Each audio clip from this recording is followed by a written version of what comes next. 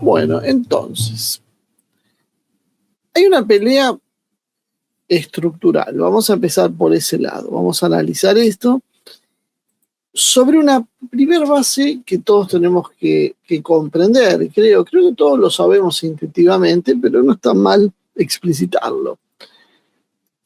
Acá no hay buenos o malos. Hay facciones de poder en disputa. Y las mayorías se observan y son las variables del ajuste. Si nos ponemos de acuerdo en eso, vamos a entender, no existen izquierdas y derechas. Estamos hablando de facciones que luchan entre sí por el poder, élites distintas. Primero veamos cuál es este mundo capitalista, postcapitalista, que tanto aplauden estos sectores libertarios, ¿no? Que nos dicen que esto es maravilloso.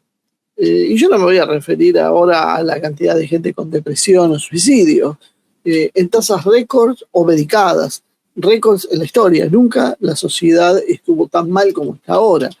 Entonces uno podía preguntarse, y tiene un poco que ver con la raíz de lo que vamos a ir hablando, ¿qué es lo que marca las diferencias, ¿no? O sea, ¿cuál es el objetivo? ¿Solo tener tecnología? ¿Solo tener bienes materiales? ¿A dónde apuntamos? ¿Qué es lo que nos satisface? ¿Cuál es la razón por la cual estamos sobre esta tierra? En principio hay algunas cosas que no son materia ideológica, no son ni siquiera opinables, son datos concretos. Se conoció un estudio sobre la concentración de la riqueza y ahí sí se estableció que menos de 60.000 personas a nivel mundial, esto equivale al 0,001%, concentran 3 veces más riqueza que el 50% más pobre del planeta. Es decir, 60.000 personas tienen 3 veces más riqueza, no más riqueza, 3 veces más riqueza que el 50% más pobre, que serán unos 4.000 millones de personas. 60.000, entre las 60.000 tienen 3 veces más que las 4.000 millones juntas. Parecería que algo no está bien, ¿no? Vamos a ver, porque después nos dicen, no, pero eso es parte del sacrificio personal, eso es la genialidad que hace que algunos sean muy ricos. El 10% más rico del planeta, si abrimos un poquito el panorama, tiene entre el 75 y el 85% de la riqueza mundial. Y el 50% del planeta, ese que tenía 3 veces menos que las 60.000 más ricas, apenas tienen el 2% de la riqueza global. En términos de ingresos, el 10% más rico gana más que el 90% combinado. O sea, el 10% más rico de la sociedad gana más que todo el resto juntos. La mitad inferior capta menos del 10% del ingreso mundial. Yo dije que es una falla del sistema, que algo no está bien. Tal vez no, tal vez estoy equivocado. Tal vez el sistema funciona para cómo ha sido diseñado. Tal vez esto es lo que se buscó y no está fallando. Está funcionando como debería funcionar para algunos. Y uno debería preguntarse, a ver, ¿en qué parte estamos de esos números? Si están entre los 60.000 que se llevan 3 veces más riqueza que el 50% más pobre, maravilloso. Tal vez yo soy el equivocado, este no es el espacio adecuado. Me imagino que la mayoría de ustedes no está entre ese 60.000. Ni siquiera debe estar entre el 10% más rico. Y eso que por ahí hay gente que de buen poder adquisitivo, de buen pasar, que nos está mirando, pero no llega a ese 10% más rico. Entonces está entre el 90% que le está yendo peor. Y esto es parte de una desigualdad que no es accidental, es básicamente estructural, pero además es acumulativa. Este es un detalle que también se dice muy poco, porque si no habría que actuar y los resultados no serían los más claros. Esa desigualdad se reproduce antes de que nazca. O sea, uno nace básicamente corriendo en una situación de desigualdad. No es cierto que si vos estudiás y trabajás y sos un buen ciudadano, vas a tener éxito. Eso no es cierto. Eso es contención social. Y veamos también cómo se distribuye la educación. La educación es parte como te están preparando para adaptarte al sistema y parte cómo te vas a relacionar. Porque si tu educación va a estar dada en un colegio de élite, en una ciudad de las más importantes del mundo, del primer mundo, es muy probable que tus amistades terminen siendo empresarios o políticos, poderosos, banqueros, y tu inserción laboral sea buena. Ahora, si vos naciste en un colegio y estudiaste en un colegio de La Matanza, por más excelencia que tenga ese colegio, por más excelencia que tenga, tus amigos van a ser chicos pobres, muchas veces marginales, y evidentemente de tus relaciones sociales no vas a sacar nada, no vas a conseguir un ascenso social, porque ¿qué te pueden brindar tus amigos si no tienen ellos? Y dicho esta salvedad, en el África subsahariana se gastan $230 para educar un alumno por año. En Europa 8.600, en Oceanía y en Estados Unidos 10.500. Como lo hacen en Estados Unidos, ni siquiera pusieron lo que se gasta en Asia. Me gustaría saber, no se me ocurrió buscarlo en su momento, lo que se gasta en Corea, en China o en Japón. Pero la relación entre estos países es de más de 40-1. Es decir, en los países ricos se gasta 40 veces más por habitante que lo que se gasta en los países pobres. Y después nos hablan de mérito, de esfuerzo y de talento. En realidad eso, que es lo que son tan afectos a los libertarios, no es un análisis económico, es básicamente una propaganda moral. Crean un mito de soy un genio, soy rico, porque soy un genio. Y así es la realidad del poder, pero la verdad es otra. Según Oxfam, el 60% de la riqueza multimillonaria no es ninguna ganancia. El 60% del dinero que tienen los millonarios no es ganancia, simplemente proviene de herencias, de favoritismos, de corrupción o poder monopólico. Básicamente, lo que estamos viviendo no es en un capitalismo competitivo, es en lo que mejor se definiría como una oligarquía patrimonial. Una especie de neofeudalismo financiero tecnológico. Se calcula que la transferencia intergeneracional en las próximas décadas será de $5 billones. 5 billones de dólares, o sea, más o menos 10 PBI de la Argentina, se van a transferir de padres a hijos en las próximas décadas. Gran parte de eso no será grabado. Y esto lo que muestra es que es mentira que son emprendedores. Hay algunos que son propaganda del sistema, pero en general son castas hereditarias. Y muchos de los emprendedores, como es el caso de Elon Musk, son hijos de empresarios multimillonarios. Así cualquiera es emprendedor. Si tu papá tiene la posibilidad de ayudarte con algunos millones de dólares o con contactos, está todo solucionado para vos. El rol del sistema financiero es organizar un saqueo global. Hay un dato que es muy importante y que generalmente se omite. Ustedes vieron siempre, y esto parte, por ejemplo, de la propaganda que ha hecho Trump en su gobierno, que hablan de la ayuda. ¿Cuál es el problema? Los estadounidenses son tan buenos que ayudan tanto al resto del mundo que la están viendo mal ellos. A ellos se les está complicando los números.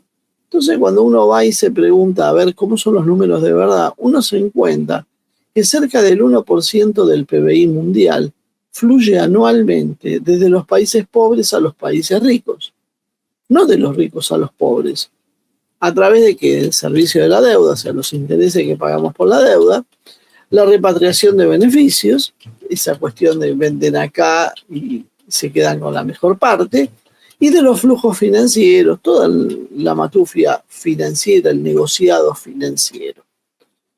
Esto es el triple que toda la ayuda global que se destina al desarrollo. Es decir, los países que están ayudando retiran en concepto de deuda, repatriación de beneficios y flujo financiero, nada más que en eso, 3 veces más de lo que te dan como ayuda. La primera conclusión sería, bueno, muchachos, no ayuden más y déjenos solos. Si no ayudan más y nos dejan solos y no se llevan todas las riquezas, se lleva año tras año, que no parece mucho el 1%, pero claro, empezar a acumular. Empezar a acumular al cabo de 30 años cuánta plata te llevaste. Y es acumulado porque es el 1% sobre lo que te va llevando. Los países más ricos entonces funcionan como rentistas financieros globales porque pueden endeudarse muy barato. Las tasas de interés que pagamos nosotros en la Argentina suelen ser 3, 4 veces más altas que las que paga cualquier país desarrollado. ¿Por qué? Porque se supone que somos inseguros. Y uno mira la deuda externa de Estados Unidos, mira la balanza comercial de Estados Unidos, y resulta que los números en términos proporcionales son peor que los nuestros. Y sin embargo ellos son la meca de la seguridad y nosotros somos el lugar inseguro. Y como somos inseguros tenemos que pagar mucho más.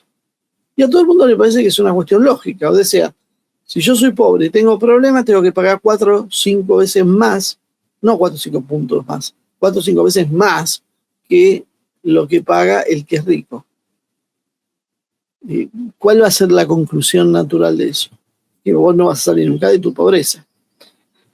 Y estamos hablando del mecanismo legal, no estamos hablando de la corrupción, las deudas inventadas y todo lo que también sabemos que sucede. Entonces, los tipos se endeudan barato, extraen rentas altas del exterior, socializan sus pérdidas y privatizan las ganancias. Pero claro, no son los estados en abstracto. No es Estados Unidos que hace eso, no es Francia que hace eso, no es el Reino Unido que hace eso, no es Israel que hace eso.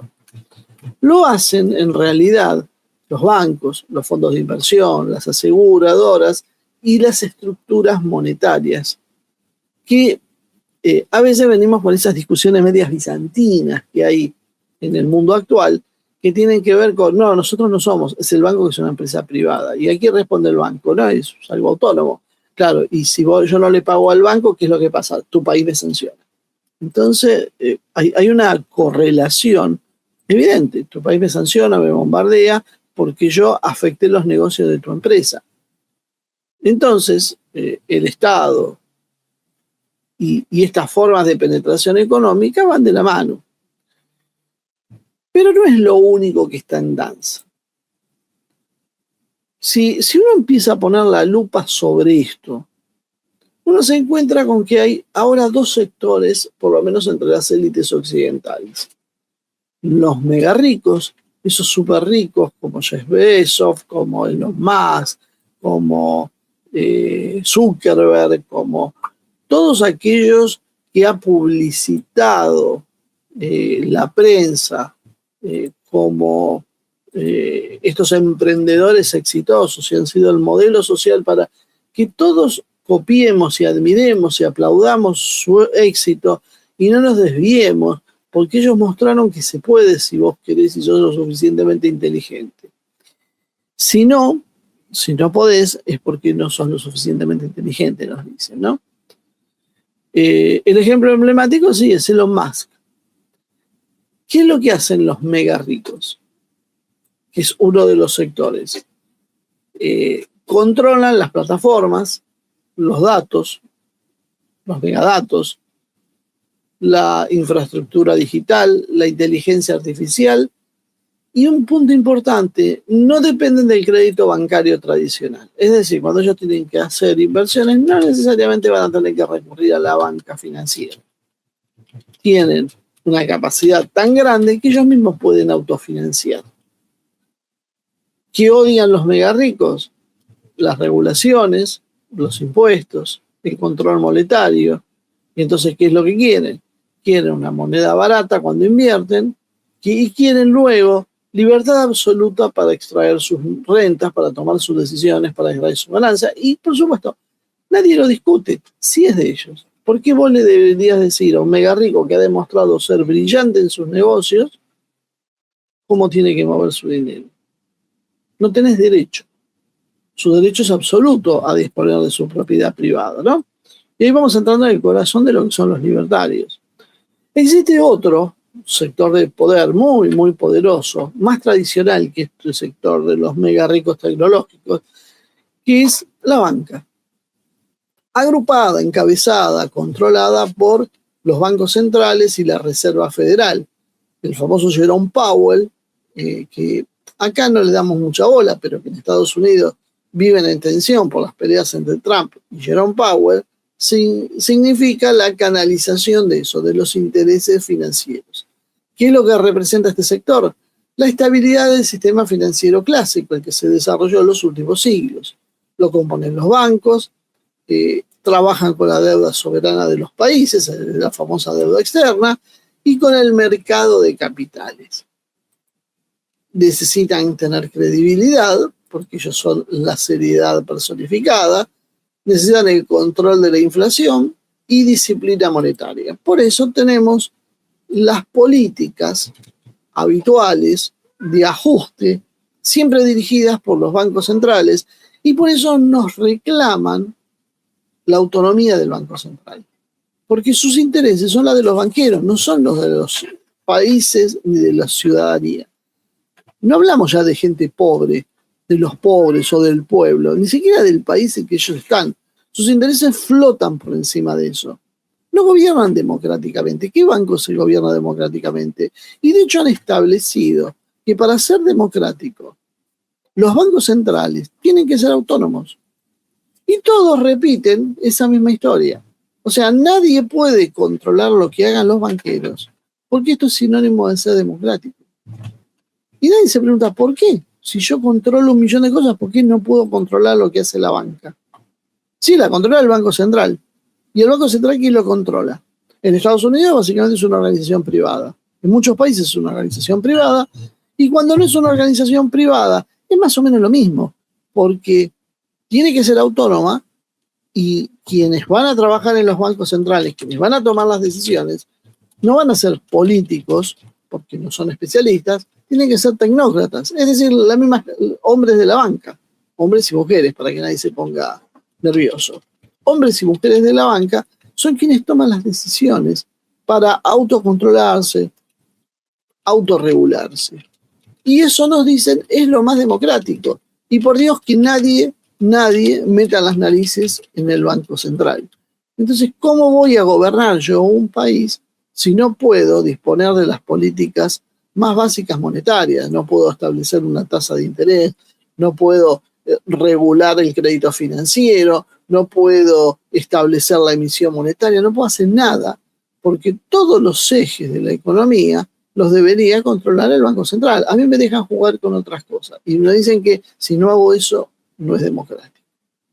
La banca, el Banco Central, básicamente no gobierna democráticamente, no pretende gobernar democráticamente y responden a intereses financieros estructurales, no electorales. Por eso quieren que sea independiente, porque hay que responder a lo estructural, a cómo funciona el sistema y bogar por mantener ese sistema. No con los vaivenes electorales. Entonces a mí no me importa si gana tal candidato, tal partido político, porque no tiene que meter las narices en lo que no le corresponde. Que gobierne el país, pero que no se meta en la política monetaria.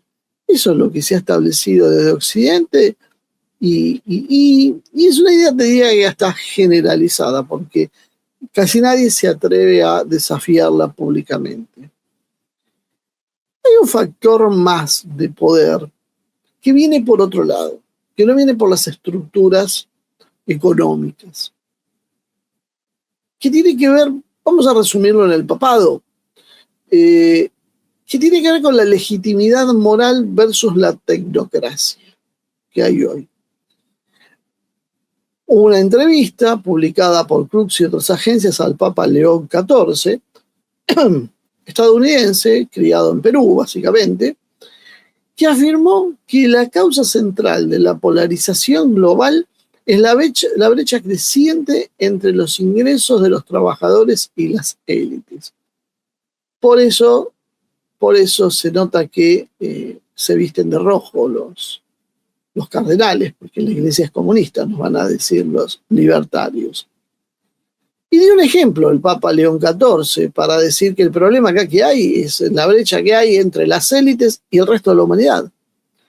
Un CEO de una empresa ganaba entre 4 y 6 veces lo que ganaba un trabajador hace medio siglo atrás, hace 60 años exactamente. Es decir, en la década del 60, un CEO de una empresa, el punto más alto gerencial de esa empresa, ganaba entre 4 y 6 veces lo que ganaba un trabajador. Si un trabajador ganaba $2.000, un CEO ganaría máximo $12.000, entre 8 y $12.000. Hoy, ¿saben cuánto gana un CEO más que un trabajador? Si tendríamos tiempo, se los dejaría un rato pensando. 600 veces. 600 veces. Prácticamente entre 100 y 150 veces más de lo que ganaba hace 60 años. Ese es el nivel de concentración de riqueza que hay. Y estamos hablando no de los dueños del capital, estamos hablando de los administradores privilegiados del capital, que es el CEO. O sea que si gana $2.000 un trabajador, un CEO anda arriba del $1.000.000. Y a todos nos parece bien. ¿Qué pasó? El CEO está ganando muchísimo más, el trabajador muchísimo menos en términos proporcionales. Por eso, después pasan cosas tan raras como que antes una persona común, con un trabajo, se compraba una casa después de 5 o 10 años de trabajo. Hoy, trabaja la pareja, trabajan 40 años y no pueden pagar siquiera el alquiler. Y uno dice, ¿por qué? Bueno, porque aquí se llevó la plata. Se la llevó el capitalista, el dueño, y el CEO, que le dieron algunas migajas más abundantes, por supuesto, para nosotros, pero que le dieron unas migajas a cambio de sus servicios. Y eso el Papa lo vinculó con el símbolo de la época, señalando a Elon Musk, que va camino a ser billonario o trillonario, depende si usemos la terminología en inglés o en español, y dijo básicamente que si esto es así, estamos en serios problemas. El Papa no es un Papa comunista, lejos está de serlo. No es alguien que se alinee con Trump, pero tampoco se alinea con Jerome Powell. Se ubica en otro plano, que es el de la legitimidad moral versus la legitimidad tecnocrática. Por eso vimos durante décadas, por no decir siglos, el golpe constante de la burguesía capitalista hacia la religión. La idea que tiene mucha gente de que la iglesia está asociada al capitalismo es una idea errónea. En realidad, la iglesia ha tenido frecuentes choques con el capitalismo, por eso ha sufrido esa campaña de desprestigio. Si hay pedofilia en todos lados, la única pedofilia que queda instalada es la que hay en la iglesia. Pero si yo veo pedofilia en un montón de cuestiones, es más, de hecho la quieren legalizar en muchos aspectos.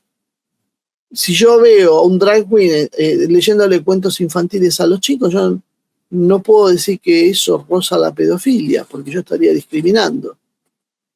Ahora, si yo digo que un sacerdote es pedófilo, está todo bien.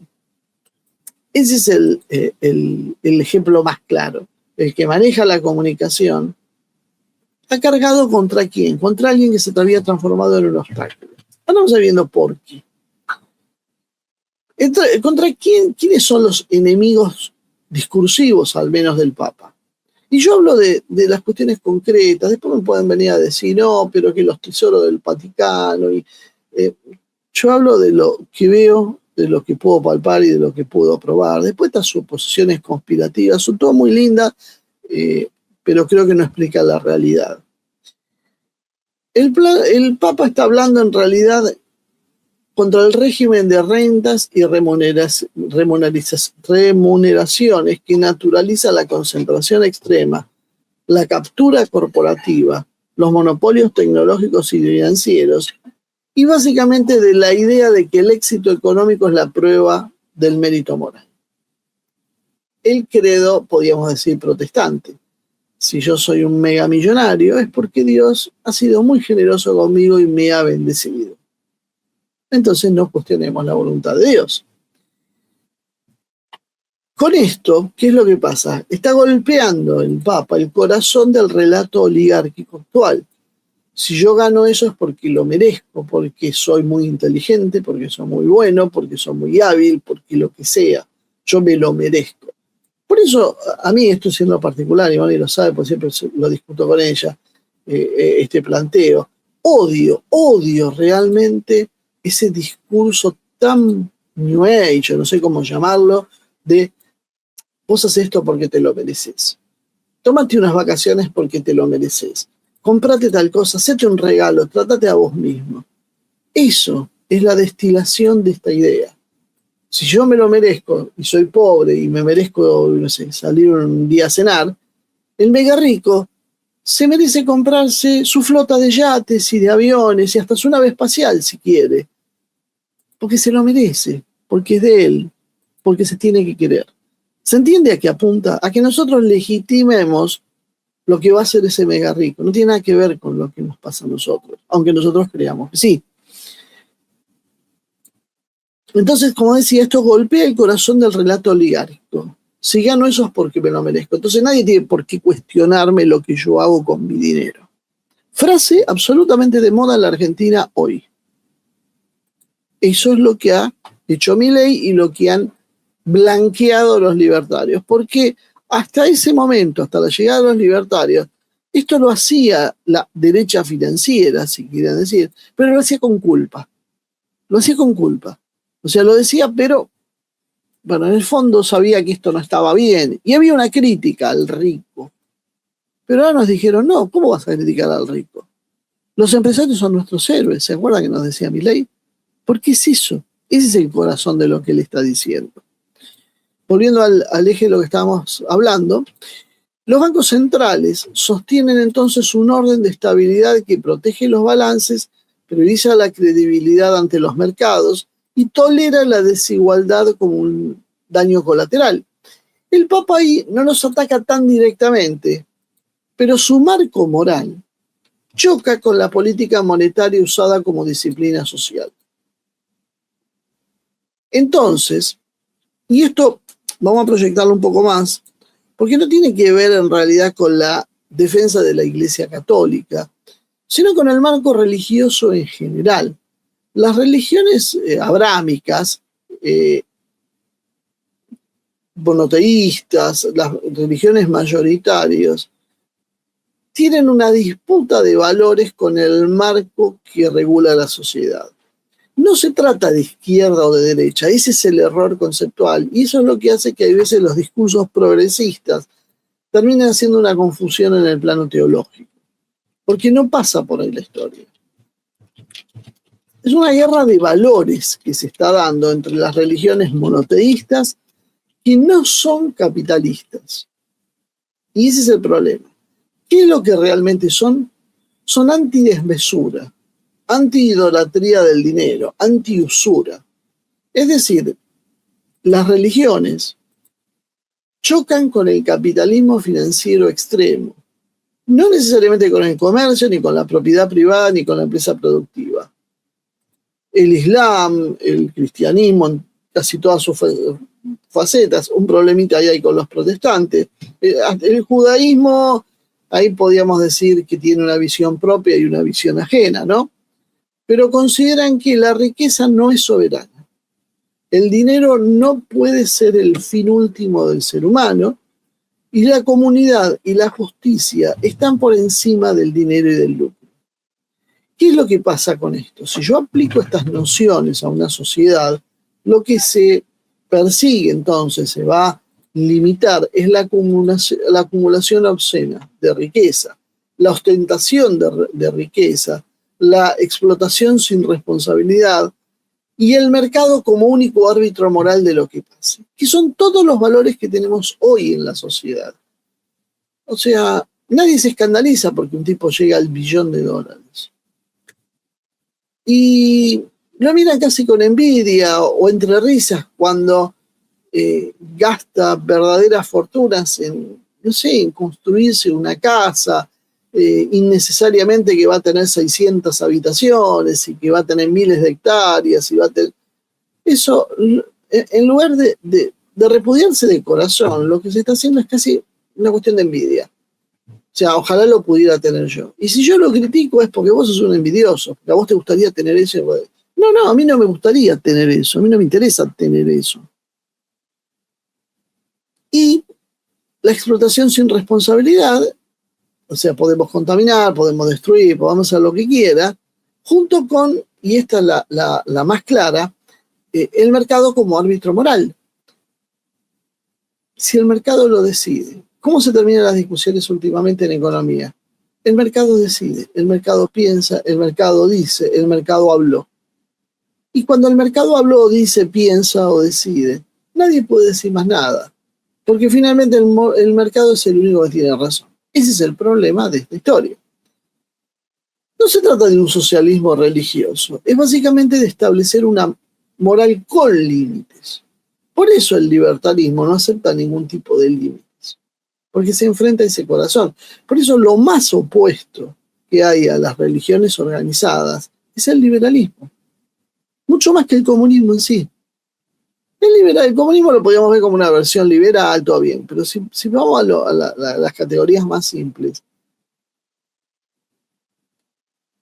hay diferencias, pero con el liberalismo el punto de inicio es incompatible.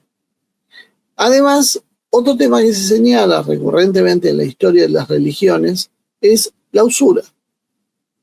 La usura, en la versión siglo XXI, se ha cambiado, ya no es tanto la de el mercader de Venecia. Nadie te va a pedir una libra de carne, creo. Sí, la usura es el interés compuesto perpetuo que nos someten a todos. Cuando uno no paga la tarjeta de crédito y los intereses capitalizan la deuda. Y a mes tras mes, yo no hice más nada, debo lo mismo que antes, pero la cifra de la deuda que te llega es exponencial. Con valores además que básicamente fija la propia banca. La propia banca te dice cuánto le tenés que pagar, vos no negociás eso, aunque vos creas que firmaste un contrato, siempre vas a pagar lo que te pidieron. Ese interés compuesto perpetuo básicamente lleva a la esclavitud por la deuda. La deuda se transforma en un mecanismo de subordinación. Hay un rentismo financiero global que trabaja de esta manera y que sirve para rescatar a los más grandes y disciplinar a los más chicos. La banca básicamente vive de rentas y de la captura política. Y esto básicamente entra en una colisión frontal con la ética monoteísta. Y ahí es donde está el problema. Por eso el liberalismo y las sociedades modernas, con tanto laicismo, atacan al catolicismo, si estás en un lugar católico, pero atacan al islam si estás en un lugar musulmán, o atacan lo que sea que les ponga un límite.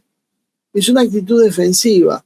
La religión dice, el orden y los valores son los que Dios quiere y son de esta manera. Y el liberalismo financiero o tecnocrático, en este caso va a pasar lo mismo, van a decir, no, a mí no me pone límites nadie. El límite soy yo, el límite es lo que yo puedo. Esa es la gran lucha que hay eternamente. Entonces, los nuevos empresarios tecnológicos también entran en colisión, no por interés en sí, sino por el poder. Cuando vos ya tenés mucho dinero, tu objetivo es el poder.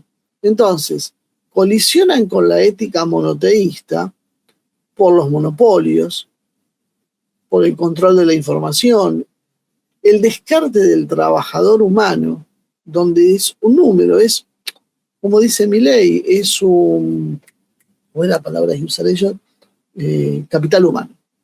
Capital humano, en el fondo, se entiende de esa manera, es un insumo. ¿Qué hago yo con un insumo? Lo uso. Si no me sirve, no lo uso. Lo desecho. Bueno, capital humano, vean las consecuencias que tiene.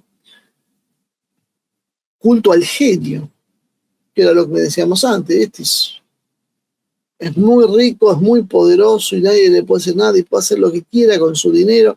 Y si su decisión significa que pase hambre 100 millones de personas en su país, que pasen hambre las 100 millones de personas, porque nadie le puede decir qué es lo que va a hacer. Y la expansión ilimitada, porque no tienen precisamente límites. La religión introduce una idea que es intolerable para este mundo. El talento no te autoriza a todo. Por más talentoso que vos seas, no podés hacer lo que querés. El éxito no define la verdad. Que vos seas exitoso no te da la razón en lo que querés hacer. Y la comunidad tiene derechos sobre la conducta individual. Es decir, si vos sos dueño de una porción de tierra que es necesaria para la producción de alimentos para la comunidad tiene derecho a quedarse con tu porción de tierra, después veremos cómo te la compensa, pero tiene derecho a hacer eso. Tu derecho como individuo no está por encima del derecho comunitario. Bueno, esto choca frontalmente con el pensamiento de Milei y de los libertarios, donde su máxima expresión, eso que recitan como un credo, es que el individuo no tiene limitaciones. Nada puede ponerle un límite. Por eso él se define en contra del Estado. Por eso es una mentira que Trump sea lo mismo que Milei, porque Trump mete aranceles y es el tipo más antimercado que podíamos pedir de los que hay hoy en Occidente. Mientras Milei cree que tiene que sacar todos los aranceles, son el agua y el aceite. Trump, en esta disputa, no es un personaje antiélite. Trump es un personaje antiélite rival. Es decir, Trump expresa fracciones del capital productivo, sectores tecnológicos no alineados, empresarios enemigos de Wall Street clásico y el rechazo básicamente del poder autónomo de los bancos centrales. Por eso ataca a la Reserva Federal, cuestiona las tasas altas de interés, por eso critica a Jerome Powell e incomoda generalmente al establishment financiero. Cuando los bancos centrales cierran filas, no es por institucionalismo que lo hacen, como está pasando ahora con Jerome Powell. Es básicamente la defensa corporativa del poder monetario. Entonces Trump lo que hace es defender a su grupo, a los suyos, a su élite, contra otra élite, con la cual tienen diferencias. Eso es todo. Por eso le digo que se equivocan los que lo tratan como un héroe y los que lo tratan como un villano. Es uno más. Es uno más, es la expresión de otra élite con otros intereses y con otro modelo en mente. La inteligencia artificial también juega en esto y es un multiplicador. La inteligencia artificial no termina siendo neutral entonces, porque por su propia naturaleza concentra poder, concentra medios, destruye empleos. Los empleos medios básicamente son destruidos por la inteligencia artificial. Lo vemos todos los santos días, pese a que nos juraron durante décadas que esto no iba a pasar, durante años. Ahora nos encontramos con que, sí, todos los días hay gente que va a la calle porque la inteligencia artificial hace su trabajo. Genera entonces una polarización extrema, hay una productividad sin retribución, por eso les interesa a determinados sectores. Básicamente se produce sin necesidad de distribuir la riqueza, porque no la produce un ser humano. Entonces yo me puedo desprender del ser humano y me quedo con la inteligencia artificial que me genera la riqueza. Si el valor es absoluto, como estábamos diciendo antes, como pretenden los libertarios, no hay ninguna comunidad que me pueda poner límite. Yo echo a todo el mundo y trabajo y hago lo que quiero. Y según esta gente está bien porque nadie puede interferir en lo tuyo. Si yo tengo el monopolio de la fabricación de antibióticos y hay una epidemia de algo que necesita esos antibióticos y yo no tengo ganas de vender esos antibióticos, los quiero vender a un precio demencial, lo puedo hacer simplemente porque son míos y nadie me puede decir lo que yo quiero hacer. Esa es la idea central y esa es la idea que hay que terminar de hundir alguna vez, porque es la que genera estos monstruos que los gobiernan.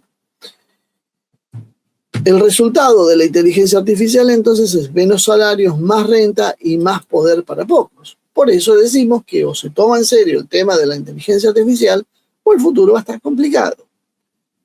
Sin regulaciones, sin impuestos, sin control político, la inteligencia artificial solo va a agravar la desigualdad.